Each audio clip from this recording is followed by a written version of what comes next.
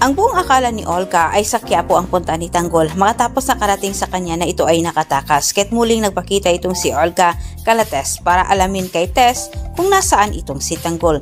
Nasurpresa naman itong si Tess sa biglang pagsulpot ni Bing at masama din niyang ibinalita kay Bing na hindi na umano nakatira sa kanya si Tinding. Dahil dito naisip ni Olga maaring hindi na nagpakita itong si Tanggol. Hindi batid ni Olga sa kanyang pagdalaw sa Quiapo ay itong si Edwin ay pagalagala lang at nakita siya ni Edwin nakausap itong si Marites. Sobrang nagtataka naman itong si Edwin kung paano umano nagkakilala itong si Marites at Olga.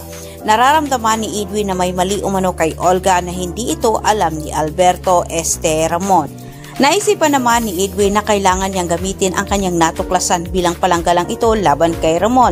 Sa ganitong paraan umano ay hindi siya gagalawin ni Ramon sa kanilang pagkikita.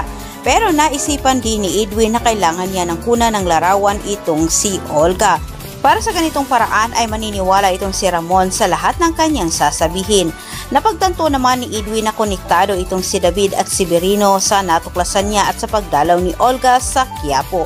Kahit sinabi sa isip ni Edwin na kailangan umano niyang malaman ang totoo bago sila magkita ni Ramon.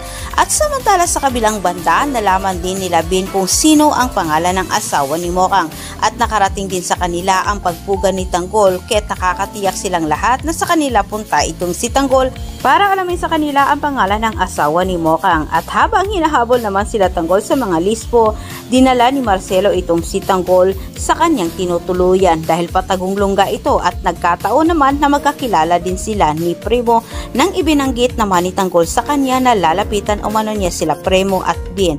Samantala habang pabalik naman sila Bin at Berting sa kanilang lungga, sa hindi inasahang pangyayari ay nakasalubong din nila itong si Tanggol at natutuwa naman itong si Tanggol, lalo na rin itong si Bin at Berting. Dahil sa pagtakas umano ni Tanggol, hindi ibig sabihin na kinonsinti nila kundi para din umano iwasan ang mga pinagagawa ni Chief Espinas para kay Tanggol na gumawa umano ng krimen. Sinabi ni Bin at Berting kay Tanggol ang buong pangalan sa asawa ni Mokang pero kilala din pala ito ni Marcelo at sinabi ni Marcelo na hindi umano basta-basta itong si Alberto. Kaya't pinayuhan niya itong si Tanggol na hindi umano basta-basta sumugod at kailangan umano pagplanuhan ang bawat galaw na gagawin ni Tanggol dahil kailangan umano ni Tanggol na tapatan ang asawa ni Mokang. Para sa ganitong paraan, ang asawa ni Mokang mismo ang lalapit sa kanya at kapag sila'y bumagsak na, hindi na mahirapan si Tanggol na tapusin ang buhay nito.